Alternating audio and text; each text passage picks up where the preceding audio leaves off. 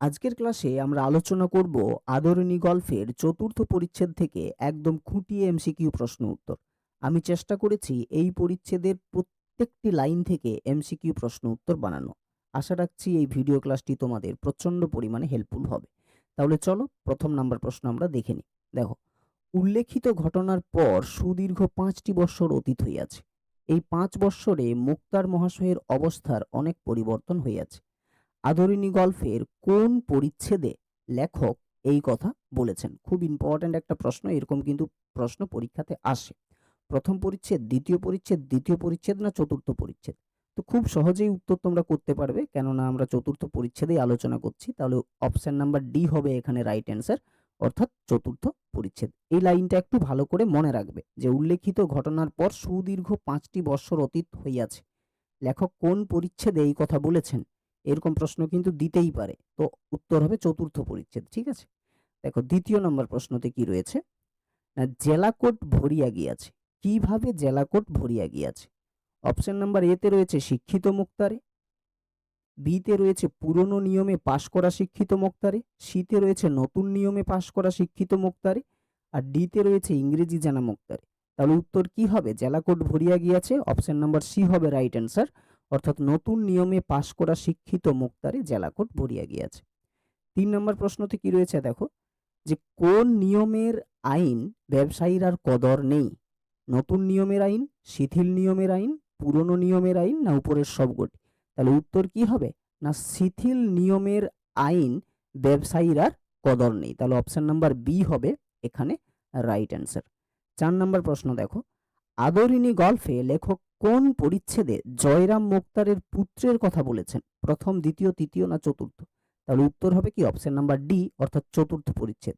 এর আগে কিন্তু জয়রাম বাবুর যে ছেলে আছে তার কথা কিন্তু আমরা জানতে পারি না। চতুর্থ পরিচ্ছেদে এসেই কিন্তু জানতে পারি যে জয়রাম বাবুর পুত্র রয়েছে, সেটাও আবার তিনটে পুত্র কিন্তু রয়েছে, তাই না? তো এখন ঘটনাটা হলো, কোন পরিচ্ছেদে আমরা জয়রাম বাবুর পুত্রদের কথা জানতে পারি? সেটা হচ্ছে চতুর্থ পরিচ্ছেদে। তাহলে এখানে অপশন নাম্বার ডি হবে রাইট অ্যান্সার। ওকে। 5 নম্বর প্রশ্নতে কি রয়েছে? না জয়রাম মুক্তারের মোট কটি পুত্র ছিল? খুব ইম্পর্ট্যান্ট একটা প্রশ্ন তোমাদের পরীক্ষার জন্য। তাহলে আমরা সকলেই জানি যে অপশন নাম্বার সি হবে রাইট অ্যান্সার, অর্থাৎ জয়রাম বাবুর পুত্র ছিল মোট 3টে। ওকে। 6 নম্বর প্রশ্ন দেখো, বংশবৃদ্ধি ছাড়া আর কোনো কর্ম করিবার যোগ্য নহে। এখানে জয়রাম বাবুর কোন পুত্রদের কথা বলা হয়েছে? প্রথম দুটি পুত্র, প্রথম পুত্র, দ্বিতীয় পুত্র নাকি তৃতীয় পুত্র? তো আমরা সকলেই জানি যে এই প্রথম দুটি পুত্র যে জয়রাম বাবুর রয়েছে তারা বংশবৃদ্ধি ছাড়া আর কোনো কর্ম করিবার যোগ্য কিন্তু নয়। ওকে। 7 নম্বর প্রশ্ন কি হবে দেখো, এটা কিন্তু option number A right answer. 7 নম্বর প্রশ্ন, জয়রাম বাবুর কোন পুত্রটি কলকাতায় পড়িতেছে? বড় পুত্র, মেজ পুত্র, কনিষ্ঠ পুত্র না কোনোটি নয়? তাহলে উত্তর হবে কি? না অপশন নাম্বার সি, অর্থাৎ কনিষ্ঠ পুত্র কলকাতায় পড়ছে। কার? না জয়রাম বাবুর। এই টেক্সটে তোমাদের জয়রাম বাবুর কনিষ্ঠ পুত্র সম্পর্কে যা কিছু তথ্য আছে এগুলো কিন্তু ভালো করে মুখস্থ করে রাখবে। এখান থেকেই কিন্তু এমসিকিউ আসতে পারে, দিতে পারে এই কনিষ্ঠ পুত্র সম্পর্কে, এটা কিন্তু ইম্পর্টেন্ট। ঠিক আছে? 8 নম্বর প্রশ্নতে কি রয়েছে? সেটি যদি কালক্রমে মানুষ হয় এই মাত্র ভরসা। এখানে জয়রাম বাবুর কোন পুত্রের কথা বলা হয়েছে? বড় পুত্র, মেজ পুত্র, কনিষ্ঠ পুত্র না কোনোটাই নয়? তাহলে উত্তর হবে কি? না কনিষ্ঠ পুত্র। এই কনিষ্ঠ পুত্রটাই যেহেতু কলকাতায় পড়াশোনা করছে, সে কারণে জয়রাম বাবু ভাবছে যে এই ছেলেটাই হয়তো যদি মানুষ হতে পারে। আর বাকি দুটো যেগুলো রয়েছে সেগুলো তো বংশবৃদ্ধি ছাড়া আর কিছুই জানে না। তো এই 8 নাম্বার প্রশ্নের উত্তর হবে অপশন নাম্বার সি। 9 নম্বর প্রশ্ন দেখো, বড় বিরক্ত হইয়া উঠিয়াছেন কে? নগেন ডাক্তার, কুঞ্জবিহারী বাবু, জয়রামের কনিষ্ঠ পুত্র না জয়রাম মুক্তার? এখানে অপশন নাম্বার ডি হবে রাইট অ্যান্সার, জয়রাম মুক্তার। জয়রাম মুক্তার কেন বিরক্ত হইয়া উঠিয়াছেন? আমরা চতুর্থ পরিচ্ছেদের যেখানে লাইন ধরে ধরে আলোচনা করেছি এর আগের ক্লাসে, সমস্ত কিছু ডিটেলসে আলোচনা করেছি, তোমরা চাইলে দেখে নিতে পারো। ডিসক্রিপশনে ভিডিওর মানে ওই ভিডিও ক্লাসটির লিঙ্ক ডিসক্রিপশনে দেওয়া থাকবে। ঠিক আছে? ওকে। 10 নম্বর প্রশ্ন দেখো কি রয়েছে? না বড় বিরক্ত হইয়া উঠিয়াছেন। জয়রাম বাবু কিসের প্রতি বিরক্ত হইয়া উঠিয়াছেন?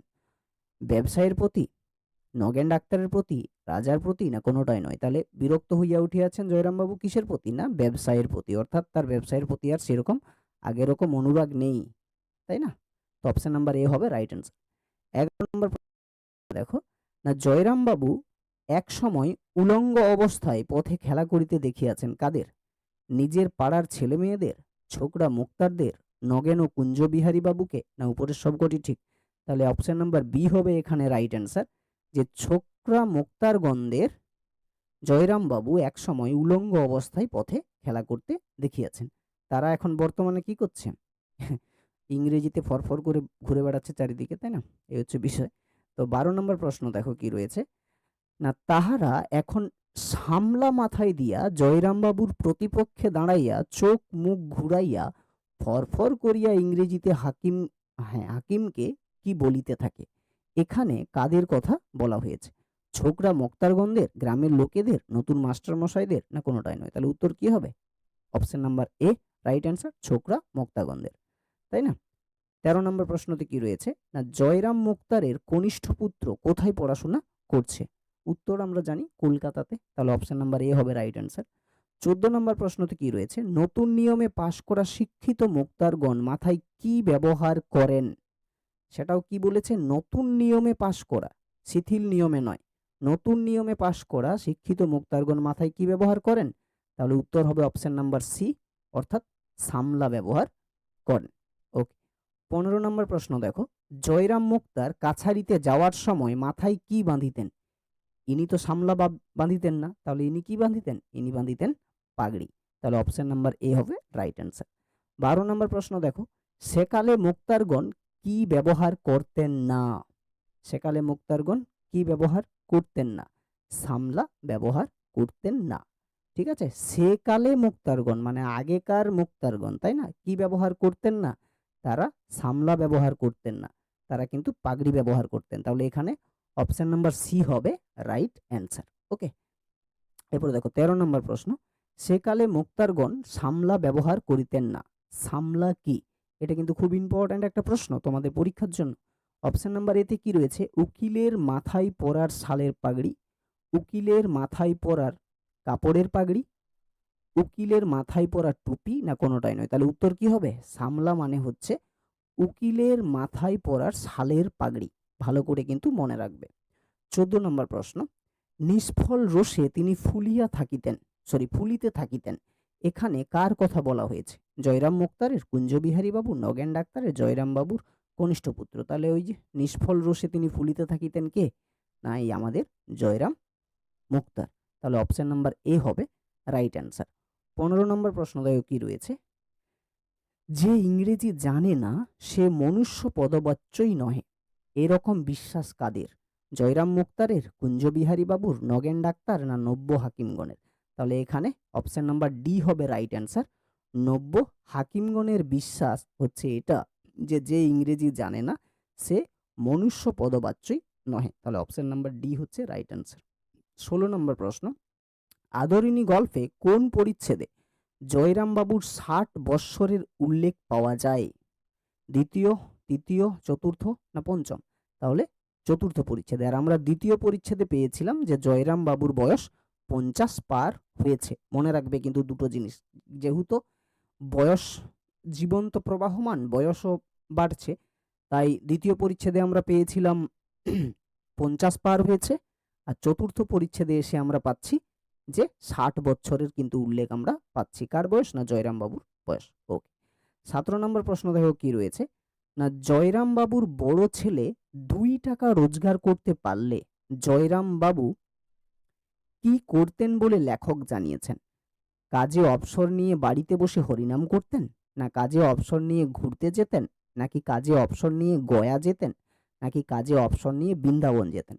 তো অপশন নাম্বার এ হবে রাইট অ্যান্সার, যে জয়রাম বাবুর বড় ছেলে যদি 2 টাকা রোজগার করতে পারত তাহলে জয়রাম বাবু কতকাল আগেই এই সমস্ত কাজ কিন্তু ছেড়ে দিত, আর কি করতো না কাজে অবসর নিয়ে সে বাড়িতে বসে হরিনাম করতেন। তাহলে অপশন নাম্বার এ হবে রাইট অ্যান্সার। 18 নম্বর প্রশ্ন কি, না কারা মনুষ্য পদবাচ্য নহে? খুব ইম্পর্টেন্ট একটা প্রশ্ন। যারা ইংরেজি জানে না, যারা বাংলা জানে না, যারা উকিল হতে পারে না, না কোনোটাই নয়? তাহলে অপশন নাম্বার এ হবে রাইট অ্যান্সার, যারা ইংরেজি জানে না তারা মনুষ্য পদবাচ্য নহে, তাই না? আর যারা জানে তারা মনুষ্য পদবাচ্য, এই হচ্ছে বিষয়। তাহলে অপশন নাম্বার এ হচ্ছে রাইট অ্যান্সার। 19 নম্বর প্রশ্ন দেখো, দায়রায় কোন মোকদ্দমায় জয়রাম মোক্তারকে নিযুক্ত করা হয়েছিল? দায়রায় মানে হচ্ছে আদালতে, ঠিক আছে? আদালতের কোন মোকদ্দমায় বা দায়রার কোন মোকদ্দমায় জয়রাম মোক্তারকে নিযুক্ত করা হয়েছিল? সেটা আমরা জানি যে খুনের মোকদ্দমায়। তাহলে অপশন নাম্বার এ হবে রাইট অ্যান্সার।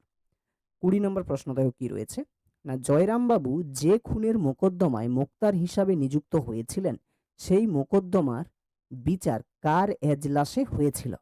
অপশন নাম্বার এ হচ্ছে একজন পুরনো ইংরেজি জানা জজের কাছে, একজন নতুন ইংরেজি জানা জজের কাছে, একজন শিথিল নিয়মে পাশ করা উকিলের কাছে, না কোনোটাই নয়। উত্তর হবে কি না অপশন নাম্বার বি, যে একজন নতুন ইংরেজি জানা জজের কাছে। 21 নম্বর প্রশ্নতে কি রয়েছে দেখো, না জয়রাম বাবু যে খুনের মোকদ্দমায় মোক্তার হিসেবে নিযুক্ত হয়েছিলেন সেই মোকদ্দমা কত দিন ধরে চলেছিল? খুব ইম্পর্ট্যান্ট একটা প্রশ্ন। আমরা সকলেই জানি অপশন নাম্বার সি হবে রাইট অ্যান্সার, অর্থাৎ 3 দিন ধরে চলেছিল, তাই না? ওকে। 22 নম্বর প্রশ্নতে কি রয়েছে, না খুনি মোকদ্দমায় জয়রাম বাবু কি বলে তার বক্তৃতা আরম্ভ করেছিলেন? খুব ইম্পর্ট্যান্ট এটাও। অপশন নাম্বার এতে কি রয়েছে, না জজ সাহেব বাহাদুর ও এসএসআর মহোদয়গণ। অপশন নাম্বার বি প্রবল প্রতাপান্বিত শ্রীমান জজ সাহেব বাহাদুর। সিতে রয়েছে মাননীয় জজ সাহেব বাহাদুর, না কোনোটাই নয়। তো অপশন নাম্বার এ হবে রাইট অ্যান্সার, জজ সাহেব বাহাদুর ও এসএসআর মহোদয়গণ। এটা বলে কিন্তু জয়রাম বাবু তার বক্তৃতা আরম্ভ করেছিলেন। ওকে, তাহলে অপশন নাম্বার এ হচ্ছে এখানে রাইট অ্যান্সার। 23 নম্বর প্রশ্নতে কি রয়েছে দেখো, খুনের মোকদ্দমায় নির্দোষ সাব্যস্ত করা হয়েছিল কাকে?